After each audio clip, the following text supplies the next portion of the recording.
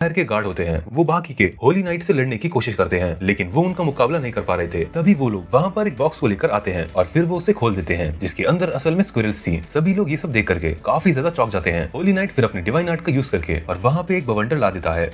बवंडर ला दूंगा, बवंडर, जिसकी मदद से वो सारी स्क्विरल्स पूरे एम्पायर में फैल जाएंगी। पेरी भी फिर टेंट से बाहर आते हैं तो लोग उन्हें बताते हैं कि असल में होली नाइट्स ने कुछ स्क्विरल्स को यहाँ पे छोड़ दिया है। ये सुनकर के पेरी तुरंत ही दौड़ना शुरू कर देते हैं और कहते हैं कि ये बहुत ही ज्यादा बुरा है, क्योंकि उन्हीं सभी छोटे जानवर की वजह से ही ये बीमारी आगे भी फैलेगी। और फिर वो सभी से कहते हैं बेल बजाने के लिए और उन सभी स्क्विरल्स को रोकने के लिए, क्योंकि अगर वो सारे के सारे स्क्विरल्स कैपिटल के अंदर पहुंच गए तो दिक्कत बहुत ही ज्यादा बढ़ जाएगी। सभी लोगों को बेल की आवाज सुनाई देती है, यहाँ तक कि एम्प्रेस को भी। फिर हमें ब्रूनो को दिखाया जाता है जो कि खिड़की से बाहर देख रहे थे और एक बिल्डिंग के ऊपर बहुत ही अजीब सा इंसान बैठा हुआ था, जिसके आसपास की ऑरा बहुत ही ज्यादा ब्लैक और डार्क थी। इसके बाद हमें दिखाया जाता है कि क्वीन को आकर के सभी लोग बताते हैं कि जो होली नाइट्स हैं वो असल में उनके किंगडम के अंदर आए हैं। ये सुन करके क्वीन कहती है 5 होली नाइट्स ही आए हैं तो वो लोग उन्हें खत्म क्यों नहीं कर दे रहे। तो फिर ब्रूनो बताते हैं कि उन लोगों को पता चला है कि जिन शिप के अंदर से ये बीमारी आई थी वो नीदरलैंड के अंदर से आए थे और इन्हें देख करके लगता है कि ये लोग जानबूझ करके इनकी मदद से इन्फेक्शन फैलाने की कोशिश की जा रही है। क्वीन सुन करके कहती है उन्हें इसके पीछे का रीजन समझ नहीं आ रहा है, क्योंकि नीदरलैंड और एम्पायर काफी ज्यादा ही करीब थे और साथ ही साथ 5 होली नाइट्स के साथ हमला करना ये बिल्कुल भी सही नहीं है। और साथ ही साथ उनके यहाँ का मुनार्क भी बदला गया है, तो आखिर वो लोग ऐसा क्यों कर रहे हैं, आखिर इसके पीछे कौन हो सकता है। तो ब्रूनो कहते हैं शायद उन्हें थोड़ा अंदाजा है कि ये जो ब्लैक डेथ है वो किस तरीके से काम कर रही है, क्योंकि इस तरह की चीज को बनाने के लिए उन लोगों को काफी ज्यादा प्लानिंग की जरूरत है और साथ में एक नॉलेजेबल इंसान भी। और शायद उन लोगों को याद ही होगा कि 3 साल पहले नीदरलैंड के अंदर एक फार्मासिस्ट गया था कॉमिनर बनके, जिसे नोवेल एकेडमी से निकाला गया था। उसके अंदर काफी ज्यादा काबिलियत थी एक अच्छा फार्मासिस्ट बनने की। उसने भले ही काफी सारे ऐसे ट्रीटमेंट के तरीके बनाए थे जिसके कारण उसे एक जीनियस कहा जाने लगा, लेकिन उसने कई सारे ह्यूमन एक्सपेरिमेंट्स भी किए थे जो कि बिल्कुल ह्यूमैनिटी और मोरालिटी दोनों के बिल्कुल खिलाफ थे। जिसके बाद उसे पकड़ लिया गया टेम्पल के लोगों के द्वारा और उन लोगों ने उसके डिवाइन आर्ट को सील कर दिया और उसे कॉमिनर बना दिया। और जहाँ तक ब्रूनो को पता है वो काफी सारे अलग अलग पॉइजन्स पर रिसर्च कर रहा था जो कि एक इंसान से दूसरे इंसान तक जा सकते हैं। ये सब चीजें सुन करके सभी लोग सोचने लगते हैं कि आखिर वो इंसान कौन था। तो फिर उसके बारे में ब्रूनो सोचते हैं और कहते हैं उनके स्कूल और साथ ही साथ कॉलेज का दोस्त कैमस। आगे वो कहने लगते हैं कि वो कैमस को खुद से मारना चाहते हैं, उसकी जान लेना चाहते हैं। जिसके बाद हमें दिखाया जाता है कि वो स्क्विरल्स चारों ओर फैल रही होती हैं और एम्पायर के गार्ड्स उन्हें रोकने की कोशिश कर रहे होते हैं। और साथ ही साथ कुछ गार्ड्स होली नाइट से भी लड़ रहे होते हैं, जिनमें उन्हें काफी ज्यादा परेशानी आ रही थी, क्योंकि जो होली नाइट्स थे वो डिवाइन आर्ट का इस्तेमाल कर रहे थे। तभी वहाँ पर कोई आकर के फ्यूरी ऑफ द अर्थ नाम की डिवाइन आर्ट का इस्तेमाल करता है, जिससे वो सारे के सारे होली नाइट्स वहीं पे रुक जाते हैं। लाइक भाई की आंखें तो देखो कितनी खतरनाक है। और फिर हमें दिखाया जाता है वहाँ पर बिशप सालमन आ चुके थे, जिन्हें देख करके सारे होली नाइट्स भी घबरा जाते हैं। सालमन फिर उन लोगों से कहते हैं कि वो लोग टेम्पल के खिलाफ गए हैं और साथ ही साथ उन लोगों ने गॉड के आर्ट का गलत इस्तेमाल किया है, इसलिए वो उसके अब काबिल नहीं रहे हैं। जिसके बाद वो गार्डियन डीटी के नाम पे उनकी डिवाइन आर्ट को छीन लेते हैं। और फिर हमें सेड्रिक को दिखाया जाता है, जिन्हें बेल की साउंड से पता चल जाता है कि उनके ऊपर दुश्मनों ने हमला किया है। ये सुन करके लॉटे कहने लगती है तब तो काफी सारे लोगों को चोट लगी होगी और उन्हें दवाइयों की जरूरत होगी। सेड्रिक कहते हैं हाँ ऐसा हो सकता है, लेकिन वो लॉटे को कुछ भी होने नहीं दे सकते, क्योंकि अगर लॉटे को कुछ भी होता है तो फामा को इसकी वजह से बहुत बुरा लगेगा। जिसके बाद लॉटे वहीं पे प्रार्थना करना शुरू कर देती है और फिर हमें फामा को दिखाया जाता है जो कि ये सारी चीजें देख करके काफी हैरान रहता है। फिर वो डिवाइन आई की मदद से देखता है कि इन्फेक्शन काफी तेजी से फैल रहा है। तभी फामा को वहाँ पे दिखाई देता है कि एक स्क्विरल नहीं, ये तो फ्लाइंग स्क्विरल है, वहाँ पे उड़ रही होती है, जिसकी वजह से उन्हें पकड़ पाना और मार पाना बहुत ही ज्यादा मुश्किल हो रहा था। जिसके बाद फामा पेनेक्रेप्टोस की मदद से उड़ने लगता है और ब्रूनो के पास आ जाता है और बताता है कि उसने एलान को वहाँ फेयर के पास सारी चीजें संभालने के लिए छोड़ दिया है और वो अभी यहाँ की चीजों को लेकर के ज्यादा चिंता में है। जिसके बाद हमें दिखाया जाता है जो एम्पायर के गार्ड होते हैं वो होली नाइट से पूछते हैं कि आखिर में वो यहाँ पे ब्लैक डेथ को क्यों फैलाना चाहते हैं। होली नाइट कहते हैं ब्लैक डेथ आखिर ये क्या है। उनको इसके बारे में कुछ भी नहीं पता था, उन्हें नहीं पता कि आखिर वो इंसान क्या करना चाहता है, लेकिन उसने उनके रूलर को पकड़ के रखा हुआ है और वो लोग सिर्फ और सिर्फ उनको बचाना चाहते हैं, जिसके कारण वो ये सारी चीजें कर रहे हैं। और उस इंसान के पास इतनी ताकत है कि वो कई हजार लोगों को सिर्फ और सिर्फ अपनी पल के झपका करके मार सकता है और उसके पास एक इविल स्पिरिट भी है। ये सुन करके सभी लोग काफी ज्यादा हैरान हो जाते हैं। ब्रूनो फिर उससे कैमस के बारे में पूछते हैं और फिर उन्हें पता चलता है कि असल में वो कैमस ही है और सारे होली नाइट्स वहाँ पर मारे जाते हैं। इसके बाद वहाँ पे ब्रूनो कहते हैं उनका अच्छी तरीके से अंतिम संस्कार करने के लिए और फिर वो कहते हैं कि वो कैमस का खुद जाकर सामना करेंगे और उसे रोकेंगे, चाहे इसके अंदर उनकी जान ही क्यों ना चली जाए। फिर हमें लॉटे को दिखाया जाता है जो कह रही होती है कि उसे फार्मेसी के अंदर जाना है। दूसरी तरफ हमें दिखाया जाता है कि सभी होली नाइट्स का अंतिम संस्कार हो गया था और फिर फार्मा कहता है उसे जाकर के फार्मेसी के अंदर और भी ज्यादा दवाइयां बनानी चाहिए। लेकिन तभी फार्मा को कुछ अजीब सा महसूस होता है और वो डिवाइन आई की मदद से देखता है कि वहाँ पे एक ब्लैक शेडो है। ये देख करके ब्रूनो सभी से कहते हैं कि वो बेल को बचाते रहें, क्योंकि अभी खतरा टला नहीं है। और उसके बाद वो कहते हैं कि कैमस अभी भी कैपिटल के अंदर ही है ताकि वो अपने एक्सपेरिमेंट का रिजल्ट देख सके। जिसके बाद हमें कैमस की एक झलक को दिखाया जाता है जो कि काफी डरावना रहता है। I mean just look at his face, उसके आधे फेस पर स्किन ही नहीं है। और फिर लॉटे फार्मेसी के पास आ जाती है जहाँ पे कैमस भी रहता है। फिर उसे लगता है कि फार्मा वहाँ पे वापस आ गया है, लेकिन सेड्रिक को यहाँ पर कुछ गड़बड़ लग रही थी। लेकिन इससे पहले कि वो लॉटे को रोक पाते, लॉटे ऊपर की ओर चली जाती है और वो वहाँ पे जाके विंडो को खोल देती है। तभी वहाँ पे लॉटे को रोकते हुए सेड्रिक आ जाते हैं, लेकिन उतने ही वक्त में सेड्रिक को पीछे से कोई चाकू मार देता है और वो और कोई नहीं बल्कि कैमस होता है। ये देख करके लॉटे भी काफी चौंक जाती है और डर जाती है। तभी हमें फार्मा को दिखाया जाता है जो कि वहाँ पे डिवाइन आई का इस्तेमाल करता है और उसे कैमस दिखाई देता है और साथ ही साथ सेड्रिक भी चोट खा के गिरे हुए होते हैं। तभी वहाँ पे ब्रूनो भी आ जाते हैं और वो दोनों साथ में फार्मेसी के अंदर जाते हैं। और जब वो लेबोरेटरी के अंदर आते हैं तो हमें दिखाया जाता है जहाँ पे कैमस कहने लगता है कि ये फीलिंग काफी ज्यादा अजीब सी है, उसे काफी ज्यादा ताकतवर रोशनी महसूस हो रही है। तभी फार्मा सेड्रिक और लॉटे को दिखता है। तभी वहाँ पे ब्रूनो उससे कहते हैं वो जा करके उन्हें हील करे और फिर वो आइस शार्ड की मदद से कैमस पर हमला करते हैं। लेकिन कैमस को उनके हमलों से कुछ भी नहीं होता है और वो ब्रूनो को ही बेवकूफ बोलने लगता है क्योंकि वो सच्चाई को नहीं समझ सकता है कि सभी को कभी ना कभी मरना ही होगा। ब्रूनो ये सुनकर के कहते हैं कि लोग अपनी जिंदगी को अच्छे तरीके से जीते हैं और एक फार्मासिस्ट का काम है उनकी मदद करते रहने का। जिसके बाद वो आइस स्पीयर से उसके ऊपर हमला कर देते हैं। फार्मा फिर डिवाइन आई की मदद से सेड्रिक और साथ ही साथ लॉटे को देखता है जिनके अंदर पॉइजन होता है। और फिर हमें दिखाया जाता है ब्रूनो को जो कि आइस केज का भी इस्तेमाल करते हैं, लेकिन कोई भी चीज कैमस को रोक नहीं पा रही थी और कैमस लगातार ब्रूनो के ऊपर हमला कर रहा था। फार्मा फिर सोचने लगता है कि यहाँ पे कितने सारे और अलग अलग तरह के पॉइजन हैं, आखिर कोई ऐसा कर भी कैसे सकता है। और फार्मा को भी उसे ठीक करने में काफी टाइम लग रहा था जबकि वो पॉइजन को सीधा ही एलिमिनेट कर रहा था बिना एंटीडोट को बनाए हुए। लेकिन आखिर में जाकर के फार्मा कामयाब हो जाता है सारे पॉइजन को एलिमिनेट करने में और हमें दिखाया जाता है ब्रूनो कैमस के सामने हार जाते हैं। कैमस फिर कहने लगता है कि जो बीमार लोग हैं वो इस दुनिया को खराब कर रहे हैं। जिसके बाद वो फार्मा के एक बॉक्स को खोलना शुरू करता है और कहता है इस दुनिया को खत्म होना होगा। और साथ ही साथ वो कहता है कि फार्मा की लेबोरेटरी के अंदर काफी सारे अच्छे अच्छे पॉइजन भी हैं। जिसके बाद वो कहता है इस दुनिया के अंदर सिर्फ और सिर्फ एक ही विनर रह सकता है और ह्यूमैनिटी की वजह से ये सारी चीजें अब दिक्कत दे रही हैं। लोगों को लगता है कि जिंदगी बहुत ही ज्यादा खूबसूरत है जबकि ऐसा नहीं है और इसीलिए उन लोगों को आगे बढ़ते हुए ह्यूमैनिटी को ही खत्म कर देना चाहिए। और फिर वो एक मटेरियल को निकाल करके कहता है कि अब उसे एक्सपेरिमेंट को शुरू करना चाहिए। लेकिन तभी वो मटेरियल गायब हो जाता है और ये चीज फार्मा ने की थी। फार्मा कहता है तुम्हारे एक्सपेरिमेंट्स पूरे तरीके से बेकार हैं क्योंकि उसका कोई इस्तेमाल नहीं है। तभी लॉटे भी जैसे तैसे करके अपनी आंखों को खोलती है और कहती है फार्मा अभी काफी ज्यादा गुस्से में लग रहा है। जिसके बाद फार्मा अपनी डिवाइन आर्ट का यूज करके बहुत ही जोरदार पंच मारता है कैमस को। कैमस कहने लगता है आखिर तुम ये क्यों नहीं देख पा रहे हो, मुझे पता है कि तुम्हारे पास इतनी ताकत है कि तुम सच्चाई को देख सको, तुम्हें मेरे आइडिया को अप्रिशिएट करना चाहिए, तुम भी मेरी तरह सच्चाई को अच्छे तरीके से समझते हो, इस दुनिया का साथ देना चाहते हो जबकि तुम्हें भी पता है कि सच्चाई क्या है। ये सारे के सारे जो मामूली लोग हैं वो तुमसे भी नफरत करते हैं जैसे उन्होंने कभी मेरे साथ किया था। वो लोग कभी भी मुझे समझ तक नहीं पाए, उनके लिए हम लोग एक इविल स्पिरिट हैं जो कि बाहर की दुनिया से इस ह्यूमन वर्ल्ड में आ गए हैं। फार्मा फिर अपने हाथ को देखता है जो कि चमक रहा था डिवाइन आर्ट की मदद से और फिर वो कहता है भले ही लोग चाहे जो भी सोचे फार्मा उनकी मदद करता रहेगा। और एक और जोरदार पंच कैमस को मार देता है जिससे वो पूरी फार्मेसी की दीवार को तोड़ते हुए बाहर जाकर के गिरता है। फिर फार्मा पेनिक रैप्टोस की मदद से कैमस को मारता है जिससे वहाँ पे हद से ज्यादा एनर्जी निकलती है और वो एनर्जी चारों ओर पूरे के पूरे एम्पायर के ऊपर फैल जाती है। सब लोग ये रोशनी को देख करके काफी ज्यादा हैरान हो जाते हैं। सालमन फिर सोचने लगते हैं हमेशा से माना जाता है कि पेनिक रैप्टोस के अंदर काफी सारी अलग अलग तरह की पावर्स हैं, लेकिन इनमें से सबसे ज्यादा ताकतवर है प्यूरिफिकेशन। और असल में सच्चाई ये है पेनिक रैप्टोस असल में पेनिक थीसियस की ही पावर का इस्तेमाल करती है जो कि इविल स्पिरिट को पूरे तरीके से खत्म कर देता है और साथ ही साथ इस एपिडेमिक को भी। और वो पक्के तरीके से कह सकते हैं कि यही है असल में पेनिक थीसियस की पावर। जिसके बाद हमें दिखाया जाता है फार्मा को। फार्मा अभी भी गुस्से में रहता है और जो ब्रूनो होते हैं वो भी बाहर आ जाते हैं। जिसके बाद वो देखते हैं कि जो कैमस की इविल स्पिरिट थी वो वहाँ से गायब हो चुकी है और उन्हें भी ये देख करके अच्छा लगता है कि उनका दोस्त इस कर्ज से आजाद हो चुका है। जिसके बाद वहाँ पे लॉटे आ जाती है और फार्मा को हक कर लेती है और कहती है वापस आने के लिए शुक्रिया। जिसके बाद हमें दिखाया जाता है थोड़ा टाइम बीत जाता है और फार्मा सभी का इलाज कर रहा होता है ब्लैक डेथ को लेकर के। और एलान ने पोर्ट के पास पूरी की पूरी बीमारी को खत्म कर दिया और साथ ही साथ फार्मा ने काफी सारे अलग अलग ट्रीटमेंट बना दिए हैं ब्लैक डेथ डिसीज को क्योर करने के लिए। और जो कंपाउंड फार्मेसी गिल्ड है उन्होंने सभी लोगों को जा जाके फ्री में मेडिसिन दी है ब्लैक डेथ के लिए। लेकिन वेरॉन इसे लेने से मना कर देते हैं, लेकिन बाद में उसे उठा करके अपनी वाइफ को दे देते हैं। और फिर फार्मा सोचता है कि वो हर एक इंसान को नहीं बचा सकता है, लेकिन फिर भी उसने काफी सारे लोगों को बचाया है और जो कैपिटल की रिकवरी है वो काफी तेजी से हो रही है। इसके अलावा उन लोगों ने अलग अलग तरीके के बैक्टीरिया के बारे में पता लगाया है जिसकी मदद से वो लोग एंटीबायोटिक्स बना सकते हैं और वो लोग उसी प्रोसेस को आगे बढ़ा रहे हैं। उन्होंने काफी सारी अलग अलग वैक्सीन को भी बना लिया है और वो लगातार आगे भी बनाते जा रहे हैं। और वो समय अभी दूर नहीं है जब वो लोग ब्लैक डेथ को पूरे तरीके से ठीक कर पाएंगे। जिसके बाद हमें दिखाया जाता है 2 महीने के बाद क्वीन अनाउंस करती है कि अब ये देश पूरे तरीके से ब्लैक डेथ से बाहर आ चुका है। और ये सुन करके सारे के सारे लोग पूरे एम्पायर के अंदर पार्टी करना शुरू कर देते हैं। पार्टी वार्टी तो ठीक है, अगर तुमको भी पार्टी चाहिए तो कमेंट में जरूर बताना, साथ में मिलकर पार्टी करेंगे। दूसरी ओर हमें दिखाया जाता है लॉटे काफी खुश रहती है क्योंकि पैरेलल वर्ल्ड फार्मेसी काफी टाइम के बाद खुलने वाली है और उसके अलावा वहाँ पे सभी लोग काफी ज्यादा एक्साइटेड रहते हैं। एलान कहने लगती है उन्हें काफी टाइम तक फार्मेसी को बंद रखना पड़ा था। तो फार्मा ये सुनकर के कहता है कि उसे उम्मीद है कि आगे ऐसा कुछ नहीं होगा जिसकी वजह से उसे फार्मेसी को बंद करना पड़े। शॉप खुलने के साथ ही वहाँ पे कमांडर जीन आ जाते हैं, जहाँ पे सभी लोग उन्हें वहाँ पे मदद करने के लिए शुक्रिया अदा करते हैं। तो फिर ये सुनकर के जीन कहते हैं कि मुझे कमांडर मत बुलाओ, और फिर वो वहाँ पे लॉटे को एक गिफ्ट देते हैं जो कि वो उसके लिए फेयर से लाए थे। लॉटे उस गिफ्ट